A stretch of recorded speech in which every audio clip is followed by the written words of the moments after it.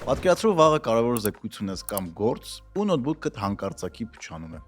Ստրես, անհանգստություն ու պլյուս մոտարապես 70,000 դրամ ծախս։ Սա իհարկե քո պլանների մեջ չէր մտնում։ Հերիք չի, արդեն ստրեսի մեջ ես, մի հատ էլ պետքա մտածես, որտեղից գումարը գտնես համակարգիչը սարքելու համար։ Բարև ձեզ։ Ես Նարեկն եմ եւ այսօր խոսելու ենք նրա մասին, թե ոնց ստեղծել արտակարգ իրավիճակների ֆոնդ կամ ֆինանսական անվտանգության բարձիկ։ Ռուսերեն ասած, подушка безопасности, իսկ անգլերեն emergency fund։ Գերմաներեն չգիտեմ։ Ու խուսափել ավելորդ ստրեսից, արագ լուծել հանկարծակի առաջացած խնդիրները։ Այսօր եթե ուզում ես իսկապես անկախ լինես, դու ինքդ պետք է մտածես քո վաղվա օրվա մասին։ Խնայելը այս դեպքում ամենակարևոր հմտություններից է, որը պետք է իմանալ։ Փող աշխատելուց բացի պետք է իմանաս նաև այդ գումարը ոնց պետք է ծախսել ճիշտ։ Հայաստանում արված հետազոտությունները ցույց են տալիս մի տխուր պատկեր։ Մեզնից մեծ մասը չունի ընդհանրապես խնայողություններ կամ ունի շատ փոքր չափի։ Պատճառները տարբեր են՝ աղքատության բարձր մակարդակ, ցածր ֆինանսական գիտության մակարդակ եւ ընդհանրապես վաղվա օրվա մասին չմտածելու մեր սովորությունը։ Մեր մեջ շատ կան այն համոզմունքները, որ օրինակ վաղը կգա,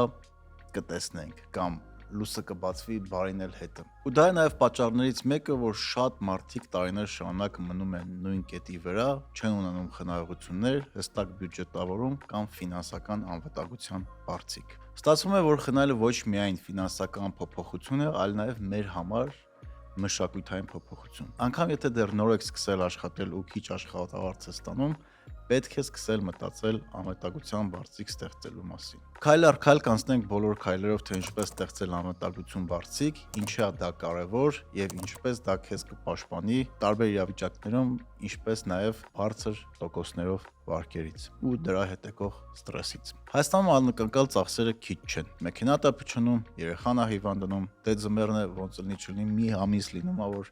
կանխատեսածից ավելի ցուրտ է լինում եւ կոմունալները շատ ավելի մեծ են լինում, քան սպասում էր։ Դա դառնում է խնդրեմ մարդկանց համար։ Ու եթե չունես խնայողություն, միանգամից հայտնվում ես ճգնաժամային ռեժիմում։ Պարկ ես վերցնում, սկսում ես լարվել, հետո կարող է 20-30%-ով վարկ փակես լավագույն դեպքում, եթե վերցնում ես տարբեր ֆինանսական ընկերություններից, տոկոսը կարա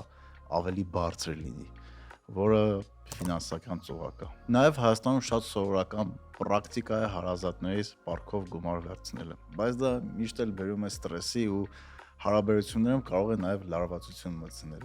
Ինչ որ հավաքույթի ժամանակ, օրինակ, այդ բարեկամը հանկարծակի հիշում է, որ դուք իրանց փող եք պարկ ու բոլորի մասին դա ասում է։ Բայց կարա լինի նաև հակառակ կողմը, երբ պարկ տվողը հաճախ ինքն է անհարմար զգում գումարը հետ ուզել։ Երբեմն էլ ուրիշ հարցերում կաշկանդված է լինում պարկ վերցնողի հետ շփման մեջ, որ չստեղծվի տպավորություն, թե ակնարկում է պարկը հետ վերցնելու մասին։ Ամեն դեպքում ստեղծվում է երկկողմանի լարվածություն ու հարաբերությունները կարող են դրանից տուժել։ Կարող է նաև դա չլինի, դեպքերը տարբեր են։ Իսկ եթե ունես խնայած գումար, ավելի հանգիստ ու առանց լարվելու լուծում ես քո անսպասելի ֆինանսական խնդիրները։ Ու ամենակարևոր ուշադրությունը կարողանում ես կենտրոնացնել ավելի մեծ նպատակների վրա։ Կրթություն, ճանապարհորդություն, ներդրումներ եւ այլն։ Ու ամեն փոքր մանրուքը ձեզ ստրեսի չի հասցնում։ Իսկ մեքենան փչանում է այն ժամանակ,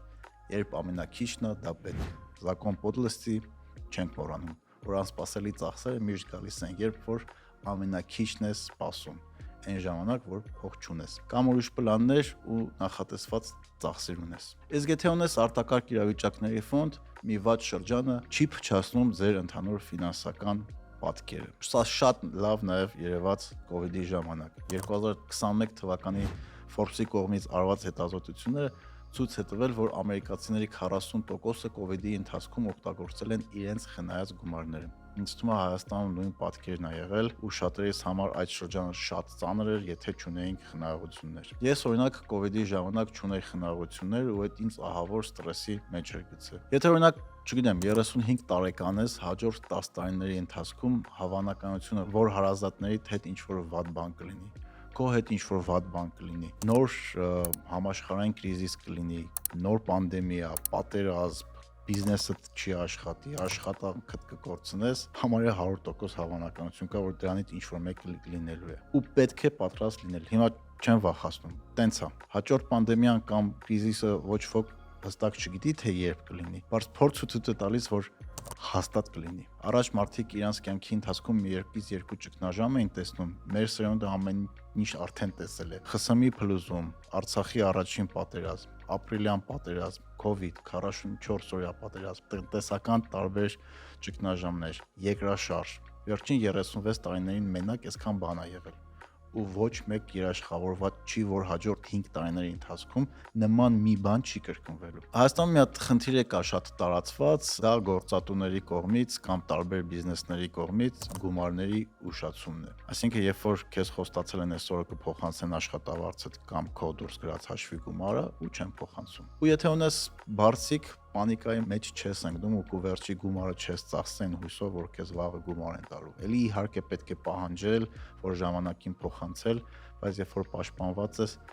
տարբեր ստրեսների մեջ չես ընկնում, երբ որ քո գումարը ուշացնում են, որը շատ անգամ կրկնվող է։ Իսկ ինչքան պետք է լինի քո անվտանգության բարձիկը։ Հիմա կմտածեք, բա ինչքան պետք է խնայել, որպեսզի այս բոլոր անսպասելի ծախսերի տակից կարողանանք դուրս գանք։ Հիմնական ֆորմուլան սա է. նախնական նպատակ 1 ամսվա կենսական ծախսեր։ Իդեալական նպատակ 3-ից 6 ամսվա համար նախատեսված խնայողություն։ Բայց ես խորհուրդ կտայի փորձեք ունենալ հենց 6 ամսվա։ Արի արագ հաշվենք։ Պատկերացնենք ապրում ես Երևանում, քո հիմնական ծախսերն են վարձ 150,000 դրամ, սնունդ 60,000 դրամ, կոմունալ ծախսեր 40,000 դրամ։ Իհարկե կան այլ ծախսեր, բայց եկեք հեշտացնենք։ Ընդհանուր քեզ պետք է ամսական 250,000 դրամ։ 3 ամսվա ֆինանսական անվտանգության բարձիկի համար քեզ պետք է 250,000 անգամ 3 750,000 դրամ։ Հենց սա է այն թիվը, որ քեզ թույլ կտա գլուխդ հանգիստ դնել բարձին, նույնիսկ եթե 1 ամիս գործդ կանգնի կամ մի ամիս ընդհանրապես եկամուտ չստանաս։ Այս թիվը իհարկե պայմանական է։ Օրինակ մեծ ընտանիքների համար թիվը կտարբերվի։ Եթե ունես երեխաներ կամ ծնողներ ու աջակցում ես, արտակարգ իրավիճակների ֆոնդը պետք է բնականաբար ավելի մեծ լինի։ Ընդհանուր առմամբ ֆինանսները շատ անհատական են։ Հենց որ փորձեք հաշվեք ինքներդ ձեր համար անհրաժեշտ գումարը։ Ինչպես ստեղծել արտակարգ իրավիճակների ֆոնդ։ Նախ եկեք ֆիքսենք, որ սա արտակարգ իրավիճակների ֆոնդ է,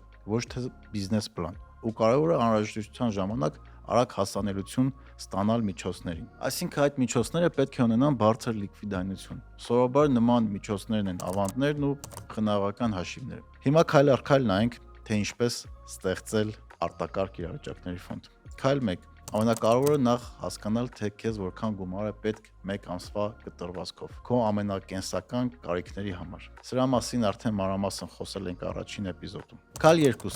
Սահմանիր իրական թիրախ ու ժամանակ։ Շատերը սխալվում են հենց սկզբում։ Միանգամից նպատակ են դնում ունենալ 6 ամսվա գումար։ Դա մեծ թիվ է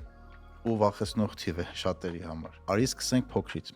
Սկսենք օրինակ 50,000 դրամ 3 ամսում։ Դա շաբաթական մոտավորապես 4,000 դրամ է։ Լրիվ իրատեսական է շատերիս համար։ Պետք է սկսել աշճանաբար։ Սկզբում հավաքիր այնքան, որ 1 ամսվա վարձ կտաս, հետո ավելացրու սննդի գումարը, ապա կոմունալները։ Այսպես քայլ առ քայլ կունենաս իրական արդյունքներ։ Հա ու շատ կարևոր է ուրախանալ փոքր հաղթանակներով։ Ամեն շաբաթ եթե հաջողվես մի կողմ դնել այդ 4,000 կամ ինչ գումար դուք նախատեսել եք, ինքդ քեզ շնորհավոր ու գնացեք ընկերներով նշելու ու սաղ այդ գումարը ծախսեք։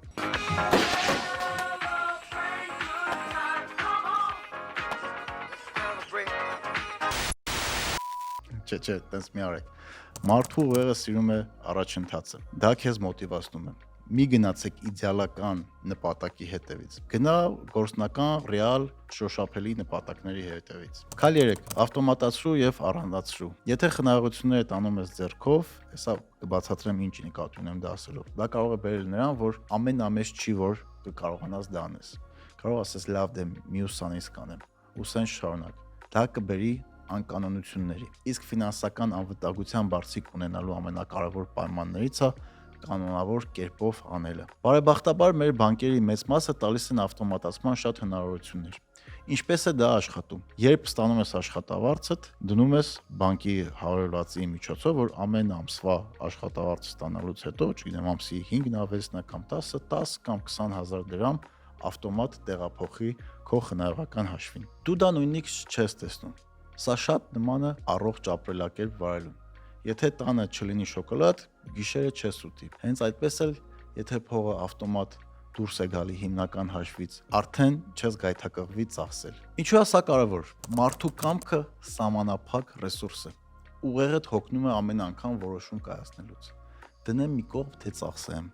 Ավտոմատացումը հանում է այդ հարցը։ Դու այլևս որոշում չես կայացնում։ Գործողությունները արդեն ծրագրավորված են քո փոխարեն։ Դա ավտոմատ կերպով արվում է։ Կան ուսումնասիրություններ, որ ցույց են տվել մարդիկ, ովքեր ավտոմատացրել են խնայողությունները, մինչև 70% ավելի շատ են խնայում,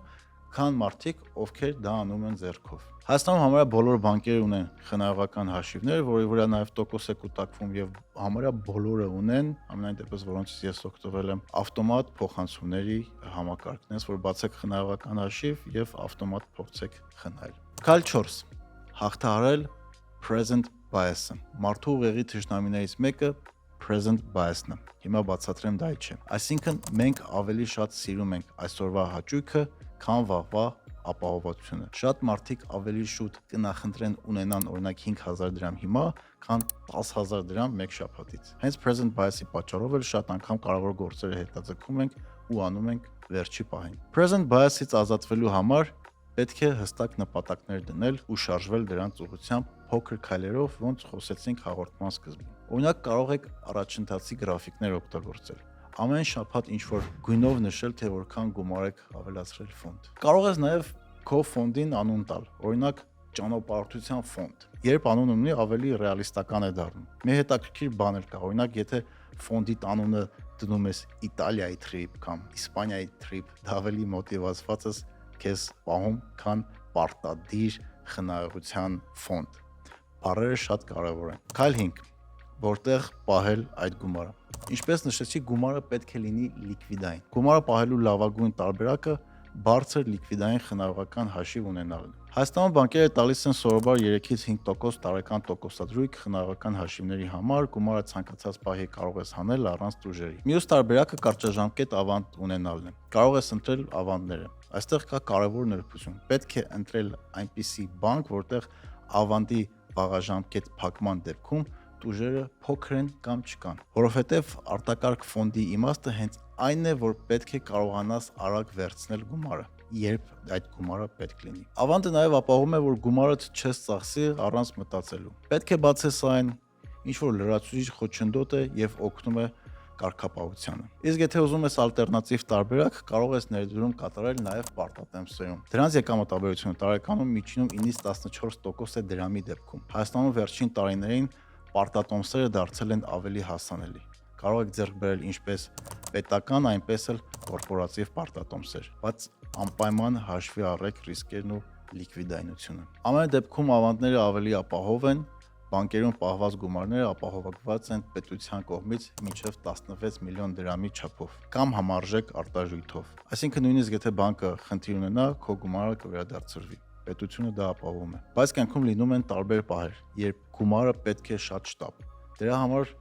լավ է ունենալ փոքր քանակությամբ բուֆեր կանխիկ գումար տանը։ Սովորաբար խորհուրդ է տրվում արտակարգ ֆոնդի մինչև 10% պահել կանխիկով։ Այդ այն դեպքերի համար են, երբ բանկերը չեն աշխատում որոշ ժամերի կամ ինչ որ համակարգային խնդիր կա։ Հիմա օգնենք, թե ինչ է պետք անել առաջիկա 7 օրերում։ Գրիր քո հիմնական ծախսերը։ Բաժանիր ծախսերդ խմբերի, որի մասին առաջին էպիզոդում մանրամասը խոսել ենք, կարող եք գնալ եւ դիտել, եթե դեռ չեք նայել։ Ընտրիր սկզբնական նպատակ, օրինակ 40000 դրամ, սահմանիր ավտոմատ փոխանցումներ քո խնայողական հաշվին կամ ավանդի հաշվին, դրա համար կարող եք բացել խնայողական հաշիվ կամ ավանդ, որը ձեր դեպքում ավելի լավ կաշխատի։ Եթե այսօրվա թեման լսելուց հետո մտածեցիր, որ դու էլ կարող ես գոնե մինիմալ գումար կողքի դնել, ուրեմն արդեն առաջի քայլը արել ես։